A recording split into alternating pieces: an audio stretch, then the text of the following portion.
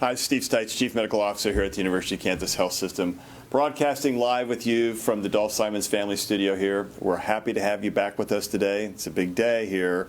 A lot of things are going on in the COVID world. Of course, Hawk is going to give us the numbers for just a moment. In just a moment, Carrie Raleigh is a patient who has cancer, and she's going to tell her story in just a minute, and she survived COVID. And we're going to hear from her medical oncologist, Dr. Laura Nye. So it's good to be with you here today. But the numbers, Hawk, the numbers are very not good. In fact, they're a little alarming, I think. Yeah. I mean, I remember when we had in the teens. Yeah, I did just a couple weeks ago, and we were happy. We were happy when it was 30, although we wished it was less. Yeah, in fact, I think you said, "Oh, it's bad. It's really bad." One day when we got to 35, and we're double that. We are 72 now active patients in the hospital. 25 of those in the ICU and 16 on the ventilator. We still do have 36 other patients here who are in that recovery phase, but luckily only 3 on the ventilator, so that's good too. But overall, it is a large number of people who really wouldn't otherwise be in the hospital. Yeah. So how many recovering did you say? 36. 36. Yeah. So if we put 72 and 36 together, we have 108 beds of our hospital occupied by COVID right now. Yep. Yeah, that's a really big number, huh? Yeah. Influenza. No. Maybe get to 20% of that. So once again, a clear proof that this is not influenza. Yeah, absolutely. And luckily, our partners in Hays have kind of seen their numbers decrease a little bit. They have 16 patients, 12 are active, so 4 in that recovery phase. So, but again, why are these people here in the recovery phase? Probably because they're still extremely weak. They may need supplemental oxygen, breathing problems, other issues that have happened because of COVID. So they still have not been able to be discharged, but hopefully they will get to that point. And we think of like a Neil Garmarker who's been here multiple times afterwards trying to have surgeries on his trachea from having to be on a ventilator for so long, and other issues that have come up. And this is not influenza. I know people want to make it so. It is not so. So just stop with the influenza stuff. It's just wrong. Okay, let's hear if there's first, Jill, see if there's questions from media this morning.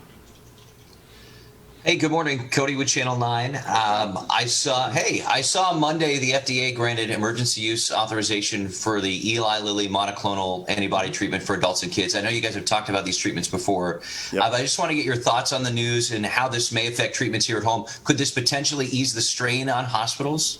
We sure hope so, Cody. In fact, I think that's like some of the best news. People are really excited yesterday. Yesterday was a big COVID day news-wise, both from the rapid rise in the country, the rapid rise in Kansas City, but from the side of hope, because the vaccination news yesterday was, that was great.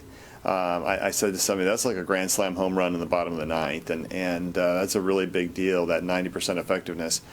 I think the monoclonal antibodies are going to turn out to be another grand slam. That's another really big deal. They have to be given as an outpatient, and Hawk can help address this in a moment. I think there's been 100,000 doses ordered, or 300,000 doses, maybe 1 million by the end of the year. But you got to remember, we got 100,000 new diagnoses in the United States on a daily basis, so there won't be nearly enough drug to go around.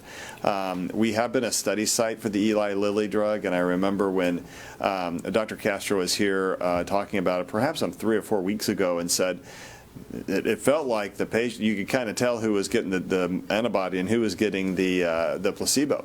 And I think it's because people felt better, and I think that's exactly what we're seeing in this early use authorization. It doesn't mean it's FDA approved. It means it's now allowed for use because you're in an emergency use, means it's an emergent time.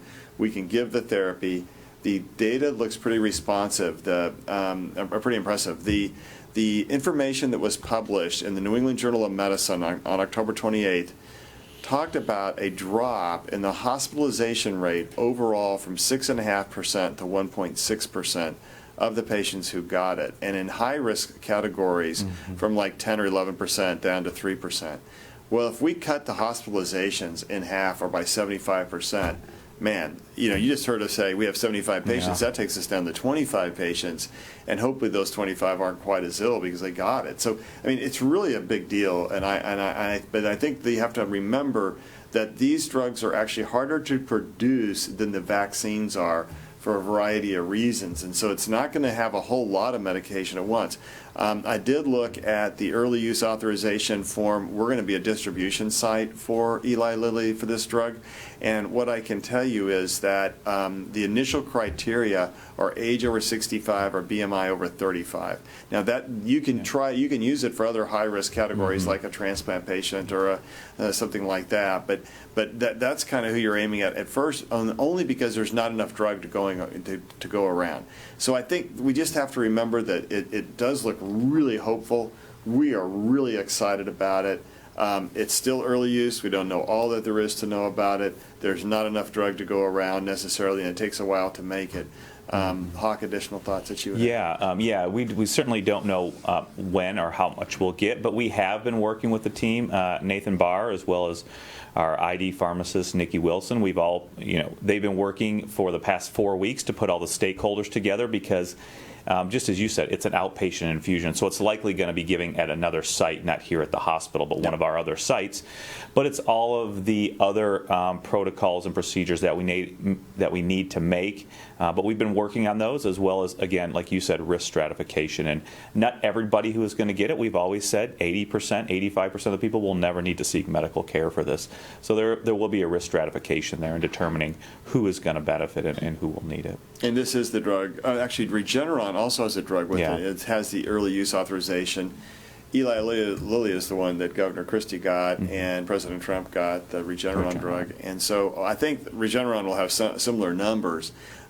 What this should tell us, Cody, and I know it's a much longer answer than you probably wanted, is the more we can bend the curve, the more we can make sure we have drug available for people. So, all right, thank you. Other questions?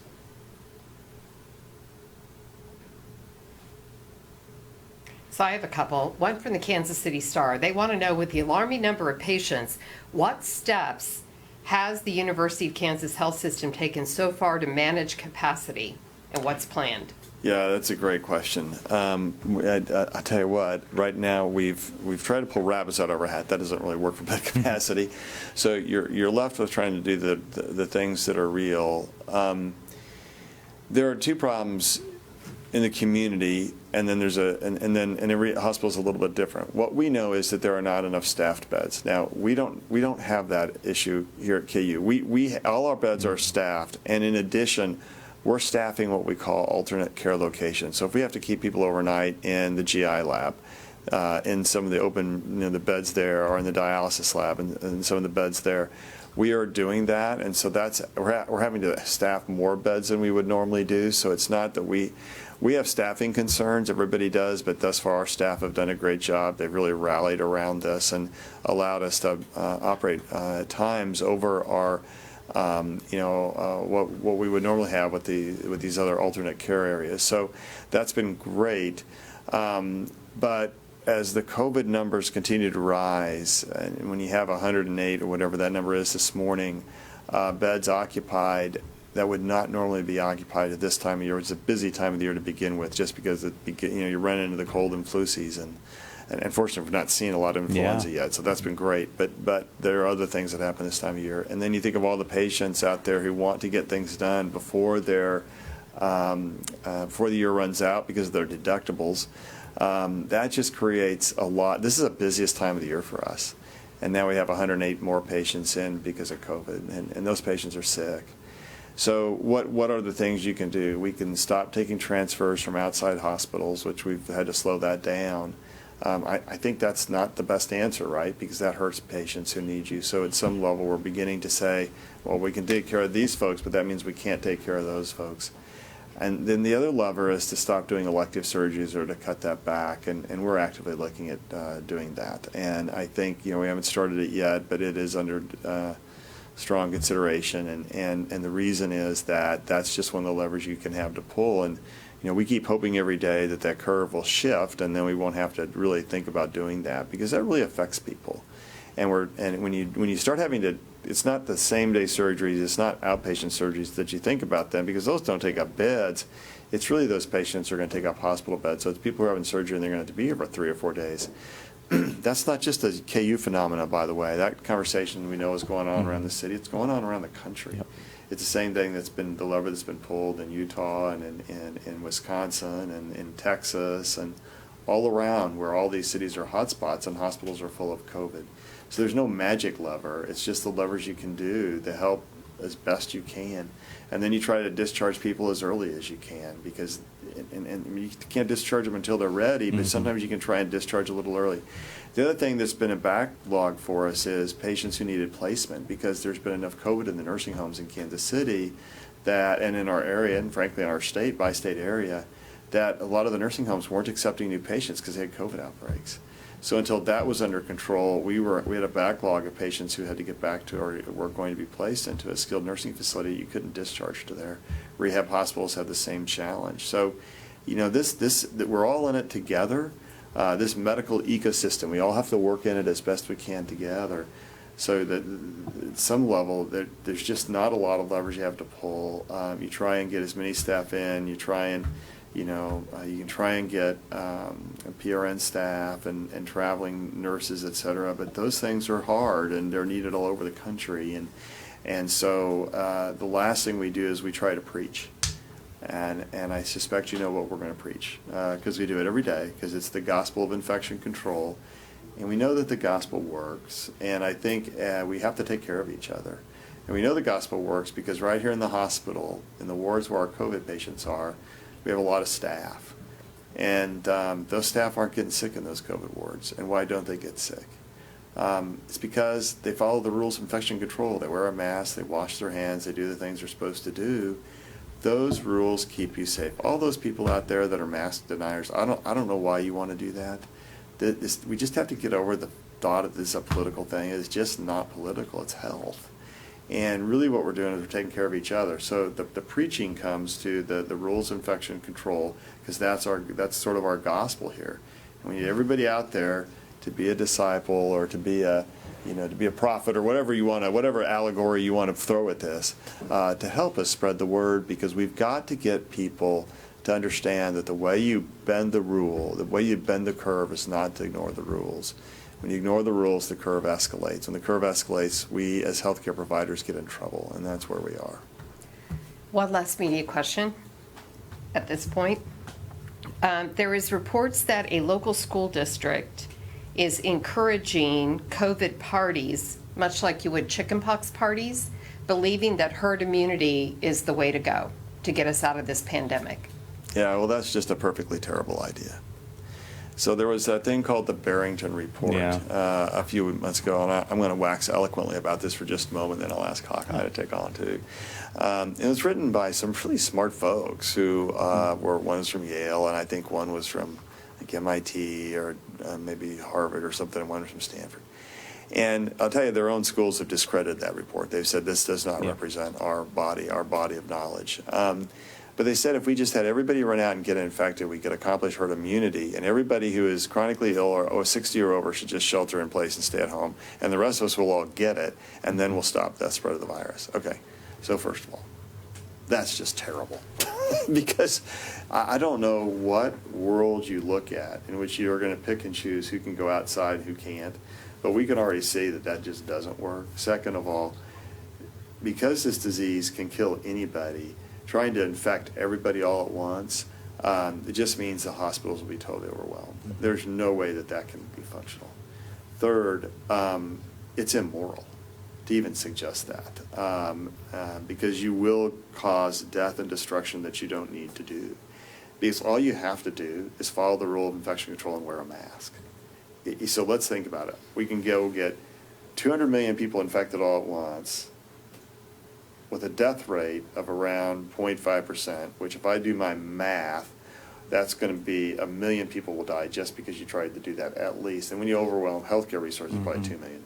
So that's a lot of death, and you're going to get more than 200 million people to accomplish herd immunity. But then the next thing is that the healthcare resources will be overwhelmed. So people with heart attacks and strokes and things like that won't be able to get into a hospital. So then you're just going to, those people are going to die too. So just think about the downstream, the cascade of that. It's just a bad idea, which is why the home institutions of those authors have all disavowed that work. Because they said, no, that's a terrible idea, because it is a terrible idea. And so for anybody who's trying to do that, please listen. and don't believe sketchy ideas written by people who don't really understand healthcare dynamic. And I don't know how to say it any different. Yeah, absolutely. I think just in general, it's dangerous. We don't even know that you can't be infected. We have seen cases we don't even know of how long it lasts and reinfection. Yeah. How long is your quote unquote herd immunity? How long? What is that durability? And even if you get it again, is it going to be less symptoms? Is it going to be worse? They have a lot of good theories and thoughts based on I don't know what. But it certainly is not based in science. They want to keep the economy open. We want to keep the economy open. We want to keep people working and putting food on their table. There is that medium that everybody can strike so that we can keep those things going. But their opinions and thoughts really are not based anything in science, and that's the main point there. Yeah, you just got to get a grip on the reality of life, and the reality is we have a pandemic, and the good news is that real hope is here, is about 2 to 3 months away between a vaccination and monoclonal antibody therapy. Early use authorization has been approved. We're starting to work on distribution, which means the drugs are on their way. It's just not some idea sitting out there in the sunrise. It is a real thing, and so you just got to be good for a few more months, and then the world's is going to change, and we can do that. And I think trying to do other things that are truly destructive is going to cause a lot of anguish and death that we don't need to do. All right, we're out of media questions. Lauren, now that we've waxed eloquently for so long, talk to us a little bit about medical oncology and help us introduce Carrie here, because I've been watching Carrie nod her head as we talked about how difficult this is and don't do herd immunity, because Carrie clearly gets it. Mm-hmm. So Carrie is one of my patients who has breast cancer and has been on active treatment, and unfortunately also had COVID-19 infection this year, which has been a big hurdle in the cancer world. To deal with COVID-19, because as we know, cancer doesn't stop for COVID, and we've had to figure out ways to continue our treatments and to continue our screening, which I know you talked about yesterday, and still take care of our patients without, hopefully, the threat of COVID. So true. And Carrie, you think that you caught COVID from one of 20 trusted people at a going away party for your daughter, who is headed to physical therapy school in Dallas. Talk to us about what happened, what your symptoms were like, and what your journey's been like. Sure. Yeah, that is exactly what happened. We had people at our home for a going away party for my daughter, and it was 5 days later, and I got a phone call from a friend that her husband that was here at our home had tested positive for COVID. At that point, all of us felt fine. And then the next day, I got the headache and the coughing. I coughed. It was nonstop coughing, terrible headache. But I really felt more like I had allergies, just kind of achy feeling. And that kind of went on for 4 days. I never had a fever. We took my daughter to Dallas, so we were there, and I was in a hotel room, and just because I knew I had been around somebody that was now positive, I stayed away from everybody there. And we got back to Kansas City on Sunday, and Monday my husband tested positive, and I called Dr. Nye's office, and I got a COVID test on that Tuesday, and mine came back that night that I was positive. The worst part at that point was just the fatigue and the achy feeling. I just didn't have any energy at all. Mm-hmm. And then you actually thought at one point, I think, about saying we should stop your therapy for breast cancer because the COVID part, I mean, that is a dangerous combination. So Carrie is on a medication that suppresses her immune system, and my protocol in my clinic has been when one of my patients has a known contact and has symptoms and we're sending them for COVID testing, I do ask them to hold that pill, which they take daily. She remained on another anti-hormone pill, which treats her breast cancer. But until the test came back, I had her hold that. And then once it came back positive, we held it until she was clinically improving. And Carrie, tell us, what was the lowest point in your battle with COVID-19? I probably, day 8 from symptoms, I started having trouble breathing. I just felt like I couldn't catch my breath, and my fatigue was awful. That's when I ended up in the hospital at KU. So probably day 8 and 9, and I spiked a fever at that point. The CT scan showed that I had pneumonia, and I had a lot of pain in my lungs and my back area. The oxygen really helped me.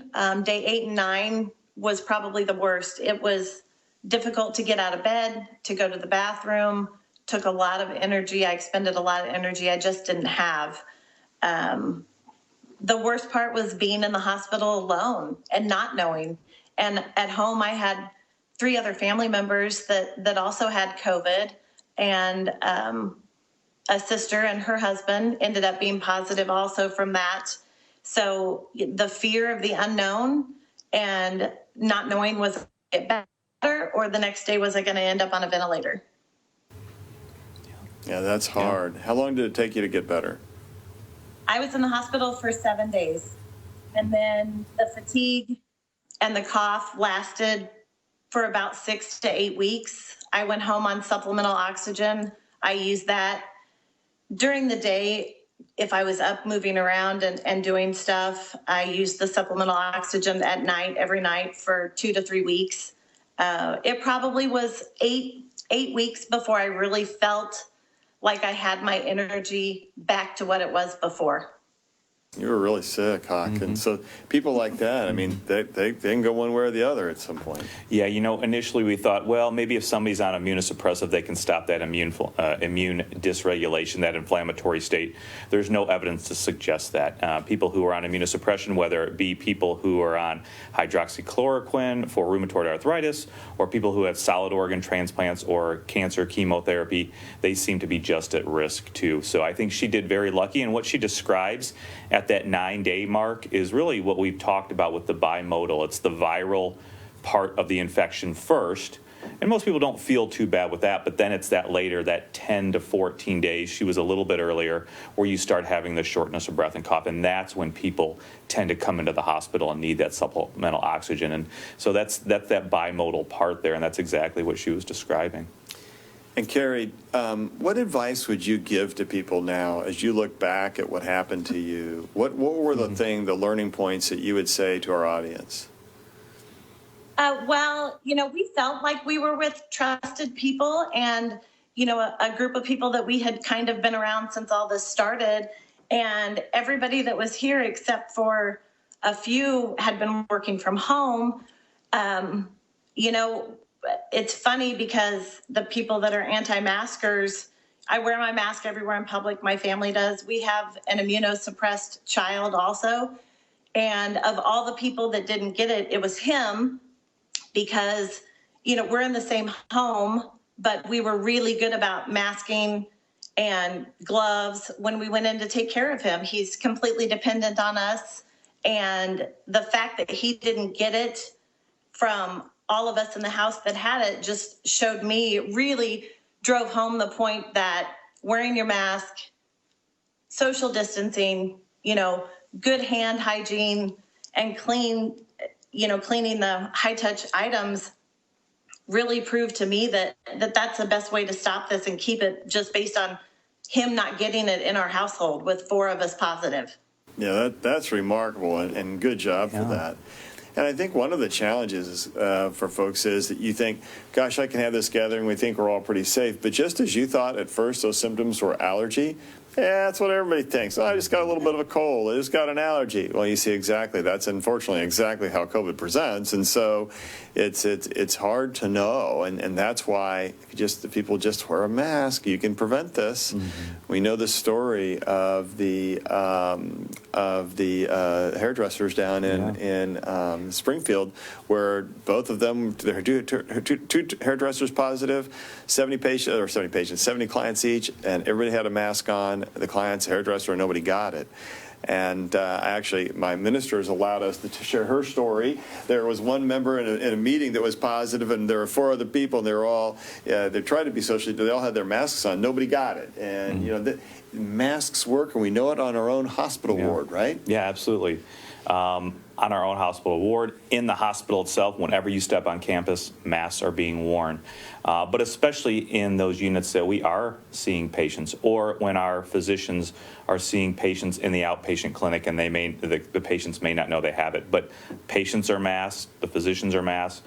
Up in the hospital, everybody is masked, eye protection as well, and we've seen the good results in the lack of spread when those measures are taken. Yep. Keep Patrick safe. Wear a mask. Mahomes, that is. Okay. Michael wants to know, if doctors right now were sitting in a normal air-conditioned room, would they be at risk even if you were 6 feet apart? And by the way, they love you. Yeah, I don't know about love, but I'm kind of goofy. Love Hayes. Hey, listen, the reason we can, A, we're 6 feet apart, B, this room has negative airflow. And negative airflow makes all the difference. So when we breathe out, our secretions are going straight up. This room's designed like that. We verified before we came in here and started taking our masks off what our negative air, how many air exchanges we were doing an hour. This is not your normal room, so don't try and mimic what we do. So it's a little different here. So we feel pretty safe because of that negative airflow, and the exchange is 100% with outside air. So we don't even recirculate the air into this room. So I think that really, we know we're in a pretty safe environment. If I was with this many people in a room without negative airflow, I would have my mask on. Very simple. I would have my mask on. And we do in larger rooms when we're meeting. We do, yeah. You know, when we have our other conference rooms. Even if you're spread 6 feet apart, we are doing that. I think there is still a risk there. The majority of the droplets are going to fall before 6 feet, but you never know. There could be a cough. Somebody could be drinking coffee and have a cough because of that, but they could be infected and spread it that way. So I think it is a higher risk potential for sure. Yeah, it's real. Lauren, what do you guys do down in the cancer center to keep folks safe? We've taken a lot of measures to keep our patients safe. We've wanted to continue treatment throughout the entire pandemic and keep our clinical trials office open. And so everybody is required to wear a mask. We're only letting in one visitor into the clinic rooms, and we don't allow visitors in the treatment rooms just to allow for social distancing measures. All of our staff and patients wear a mask, and then we also wear the eye protection as well. And we've done a really good job at keeping our patients safe, and we want people to continue to come in for their treatment and for their screening. And then those that are uncomfortable, we offer telehealth, and so that is still an option, and I have many patients taking us up on that still, to see their provider via telehealth. Yeah, I think I've had enough people decide they like that telehealth. They do like that telehealth. They still have to come and get labs and treatment. Yeah, they do. Well, when we tell them, you can come sometimes for telehealth, but we got to see you sometimes too, because there's something about, I'm still an old-fashioned doc, right? I've been a doc for many years. We're not going to say how many, it's a lot. But I still put a stethoscope on, listen to somebody, so you can't do that too well in telehealth yet. It'll come. We can't do it yet. How are you liking the telehealth? I do. I really enjoy it, especially for our routine HIV patients. But there was a patient I saw yesterday for cellulitis, which is a skin infection. It looked good. I said the next visit will be telehealth unless you develop this infection again, because we need to do the physical exam, whether it's listening to their lungs and their heart, or looking at infected joints or infected skin or something of that nature. Telehealth helps a lot, but sometimes you definitely need that physical exam. Manila wants to know, if everybody in the family gets tested prior to Thanksgiving, is it okay to get together? Oh, man, I've been wanting to think the same thing for my family. What do you think, Hawk? I think it reduces your risk. I think before getting tested, I really think you need to be self-quarantining 10, probably that 14 days where you're not going out in public. If you are going out to restaurants before that, make sure you are vigilant in everything that you can do that we've just heard about with the masking, the distancing, and then maybe say 2 days prior to doing that, go get tested. That should leave you enough lag time to get that result back. That can help reduce your risk.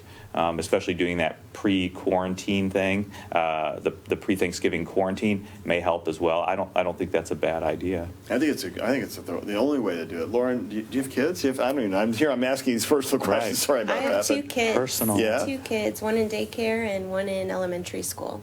So it's going to make it hard for you to quarantine in a situation like that. So how are you going to do Thanksgiving this year? We've been doing it since March. All right.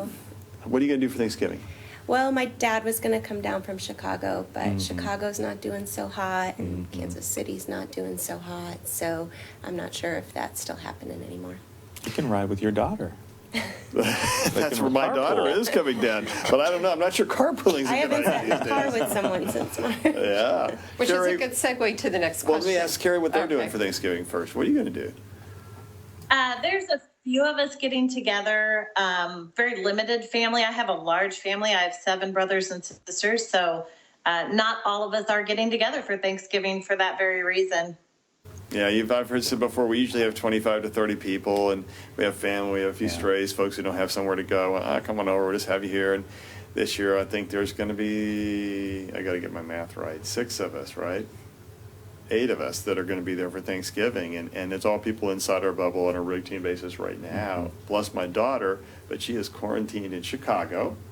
And her boyfriend, they have quarantined success in Chicago. They're going to get a test the day they leave. They're going to come to Kansas City, and their tests get back pretty fast. And so I feel confident that she's going to be okay. But that is the struggle. Yeah. Even if you get tested right before, you could then turn positive the next day if you didn't have that self-quarantining for 10 days prior to the test. So you really have to do both things, otherwise you're not 100% safe.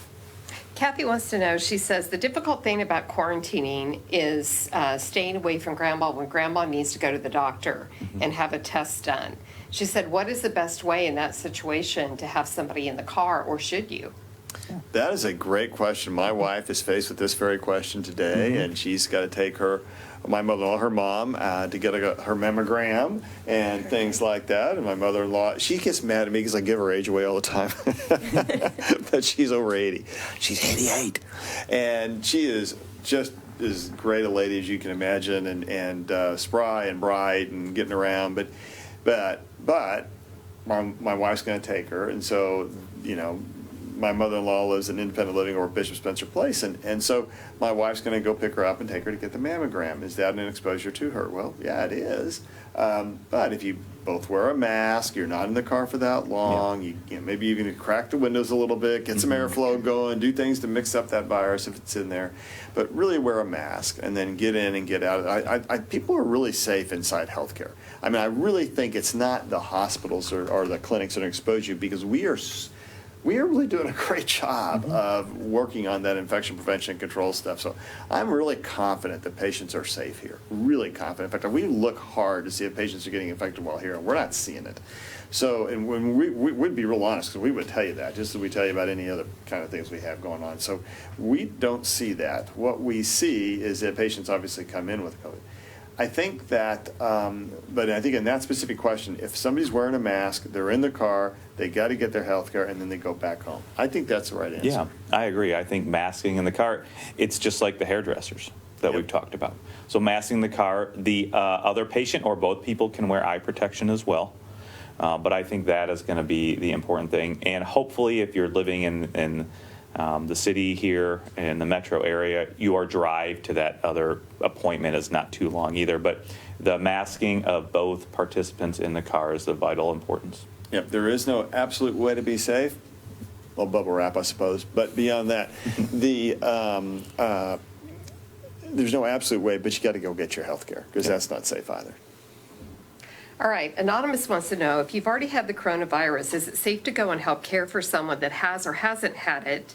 And can you still shed the virus even if you don't have symptoms or are asymptomatic? Okay, Hawk, let's do it. Yeah, let's tackle that first one. So unfortunately, what we have seen from asymptomatic people, and some of these studies were done in Korea, where they had a very good protocol set up where if you were a contact of somebody, you were put into this treatment center for 14, 21 days, and they would monitor you. So in those studies, and in other studies too, they found that even, unfortunately, asymptomatic people with no symptoms, do create the same amount of virus concentration or titers, especially in their upper respiratory tract, and can spread the disease to other people. So even if you are asymptomatic, and that is why masking is so important, because if you have symptoms, you don't know you're ill, but you can still spread the virus to others.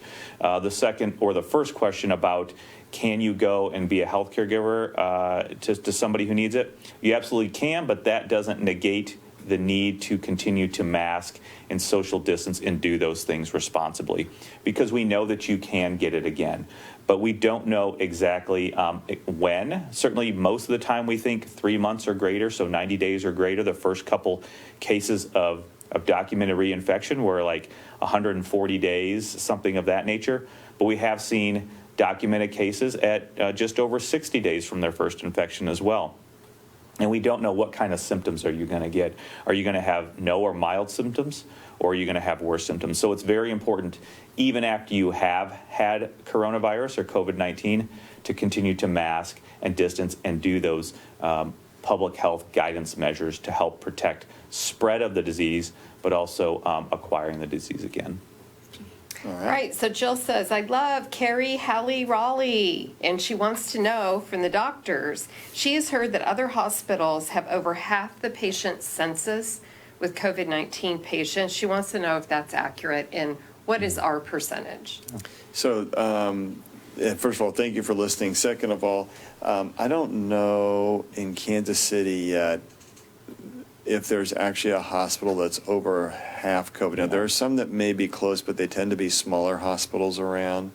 But I don't know. Now, in other places there are. We know in El Paso, I think there was one hospital. I don't want to misquote this. I think they had 200 ICU patients and 600 COVID patients in one hospital, and I don't really know how big the hospital was, so can't tell you the exact percentage, but that's approximately a big number.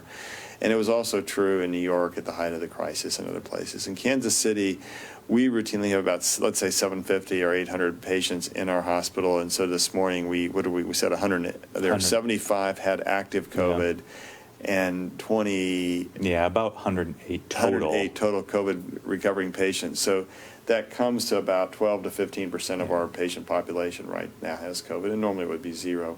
There are other hospitals that have a higher percentage because they have a lot of COVID patients, but they have a smaller number of beds, and so their percentages may be in the 30% range. I think that's not uncommon. Over half in Kansas City right now, I'm not sure that that's accurate, and I would have to sit and talk with our chief medical officers and ask them if one of their smaller hospitals or something may have that. Now, I think it is true in some smaller towns. That is a very true statement. With small hospitals, that could be true. Brian wants to know if you could please clarify about the schools. He thinks that he has heard you say there's no transmission in schools. Is Yeah, it no that's a great or question. low? That's a great question. So Hawk and I will tackle this. We think no is a very strong term. So Yes. when we say no, it's very low transmission within schools. But I think schools have done a great job of masking, dedensifying, and spacing. And we know those are the three main principles. Yeah, I agree.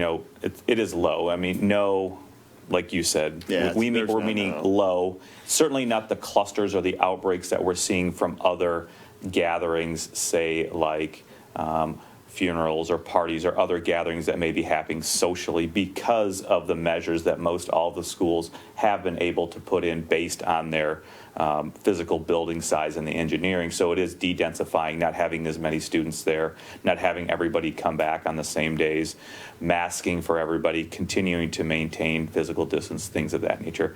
From what I understand, it is very low compared to the other social type gatherings that we're seeing. And I think that's the challenge. Carrie, just as what you experienced, right? You had a party inside your home. I'm going to guess it was inside, not outside. Is that right? It was both, Yeah. about half and half, about half inside and half outside. But you have a group of people you think you're going to be safe with, and all of a sudden it's not. And I think with the schools can be relatively safe. The problem is the kids then gather outside of school or at a sporting event or out of track practice or football practice or, just hanging out, and all of a sudden there aren't any masks, and suddenly there's coronavirus being shared. And I think that's true without society. So do you guys go out very much? I mean, your family, you said you stay sheltered. Are you going out in? No, we pick up, we bring in, my daughter is in school, she's a kindergartner, and my son's in daycare, and we have parents who are older, and so we want them to be able to see their grandparents, and so that's been our priority, is to keep our kids as safe as we can so that they can still enjoy time with their grandparents. So we pick really good dinners and bring them home, and we play outside with our neighbors, and we mask. And Yeah, so here's my cool weekend last weekend. I worked out. Right? And work out with a group of people. We're all outside. There's probably about 15 of us that day, but everybody's outside. Everybody's like 20 to 30 feet apart. So that's fine. Yes. Then I went to the only other things I did is I went by the K&K Fly Fishers to pick up something. Everybody's masked. I go in, I get out, get the stuff I need and leave. And then I went to the grocery store and I got gas. That was my big deal last weekend. And then I go to work every day, and that's kind of it, right? And other than that, I'm at home and I'm watching Star Trek, which everybody knows. How about you, Hawk? It's a lot of walking. I like walk around Lewis Park, the plaza, Yep. trying to be outside. I can still do that even though it's not too cold, so we can still do that. But that's about it. Get some takeout for sure. Takeout. We did Jack Stack last Sunday for the Chiefs game. That was good. It's usually Gates in my house. Well, we changed it up, and so you can have stuff. Carrie, what do you guys do for fun? We've stayed home a lot. We haven't gone anywhere. My son also had a big spine surgery in June, so from about mid-March till June, we went nowhere. We stayed in. We weren't around people. Nobody came over, which is hard for us because we're pretty social people, but you can do it. We order out, we pick up meals to go, we do curbside delivery, and we've had grocery delivery. My husband is usually the grocery shopper, and I don't go out much anymore at all. I also have elderly parents, and we just want to try to keep everybody safe, especially seeing how, I've told this story before to many people, but when I was diagnosed and in the hospital, in our group, the week before, I was saying, I don't know anybody personally with COVID. I don't know anybody on my friends list, anybody personally that I know well. And then bam, 5 days later, there's 10 people in my immediate circle that are positive. So it's scary and it's frightening how fast it happens and who gets it and who doesn't, especially in a large group we had of a baby all the way up to, somebody 75 and the 10 of us that ended up with it. So we don't do much anymore, and we just moved. So we're definitely, we moved with the help of nobody, and we just stay home. I go to my appointments and they're super safe at the cancer center. And we just don't do much. Yeah, that's the way it is, huh? Yeah, and unfortunately, like we said, we can still do things outside, exercise. It's not too cold. Sitting outside, especially if it's rainy like today, it's going to be a little bit more difficult. But as we get into this colder weather, people are going to want to move inside. They're going to want to watch Jayhawk basketball. They're going to want to watch the Chiefs together and gather. And just as you said, you think these people are close to you, you understand, but you don't understand where they have been to. And so all these bubbles interconnect. And there is a very good website that shows what is the risk if I'm going to go to a party, and what is the risk of one person there having COVID-19. This is from a separate website. I can't remember exactly where it's from. But anybody can go to this and type in COVID-19 event risk assessment planning tool, and you go to specific counties. You can also put in how many people are going to be there, 10, 15, 25, 50. Currently in Johnson County, if you have 15 people at a get-together, there is almost a 40% chance that one of those people will have COVID. And that tool helps you figure that out. That does. I bet you can Google the COVID-19 event risk assessment planning tool, and you'll probably pull it right up. It's terrifying. It is? So you've been doing it too? Mm-hmm. Okay, well, I'll make sure I'll check that out. So, all right. Well, final thoughts from today, Dr. Nye? Thank you, Carrie, for being here today and sharing your story and reinforcing that the Cancer Center is a safe place to be, and we're here to take care of our patients, and we're continuing treatment, and we are, with the help of our colleagues, battling COVID at the same time, but our goal is to continue our cancer care. And Dr. Nye, thank you very much for being a part of the program today. It's been great. Carrie, sharing your story and telling it in such a heartfelt way has been the best thing, and we thank you so much for being a part of the program today. That was awesome. Hawk, any final thoughts from your standpoint? I think there have been a lot of announcements yesterday and today, and there continues to be a lot of hope as we move forward and optimism, and we will keep everybody updated on any new changes and any new press releases that are released by the vaccine companies, by the therapeutics companies, because right now there does, although it is a very dark time and we could be moving into a darker winter, there is also a lot of cause for hope and optimism. But we need to remember to do the important things, and that's the behavioral things. That is the masking, the physical distancing, not meeting in gatherings, doing the hand hygiene, because that is going to be what is most important now and what has been most important historically throughout this pandemic. So tomorrow we pay tribute to veterans. Justin Hoover, the executive director of The Battle Within, updates changes in the stigma around mental health due to COVID-19. Craig Crumpton also will join us. Craig is a veteran, alumni of the Battle Within, and a firefighter and Air National Guardsman. He also recently tested positive for COVID-19. So, big day tomorrow. We also have an important thing from We have an announcement here, a message from Archbishop Joseph Naumann on mask wearing. As we close in, the Archbishop will share his thoughts. He's Archbishop of Kansas City in Kansas, and be talking about mask wearing and science. As we go to that, I want to leave you with that thought. And the thought is that sometimes in the darkest moments is when you can find the most important hope. I think we are headed to the hardest months of this pandemic. I don't think there's any question about it. The numbers are on the rise in Kansas City. People are going inside. You're coming up on the Thanksgiving and Christmas holidays, and they're going to be much different this year. And so that's going to be hard. A lot of people have economic stress.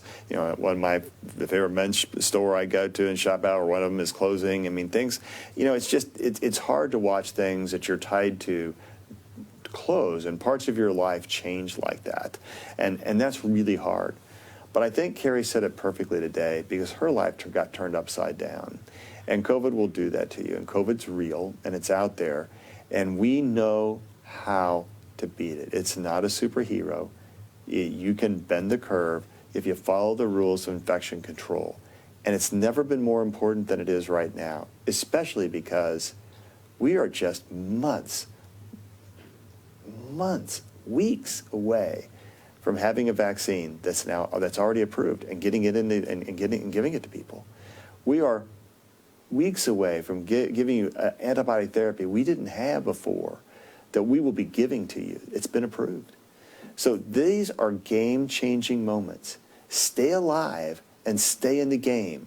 Wear a mask, follow the rules. Let's listen to what the Archbishop has to say.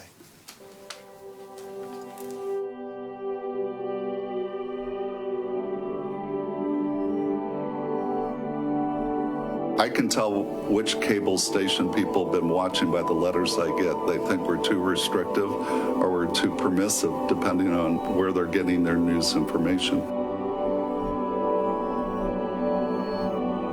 The scientific method came out of a Christian culture, and it's only if you believe that there is design in the world, in the natural order, that science really makes sense, and that leads you to a belief in God. He protects us, but part of the way he protects us is by prudence. We can't just simply ask God to perform miracles when we can protect ourselves by being prudent.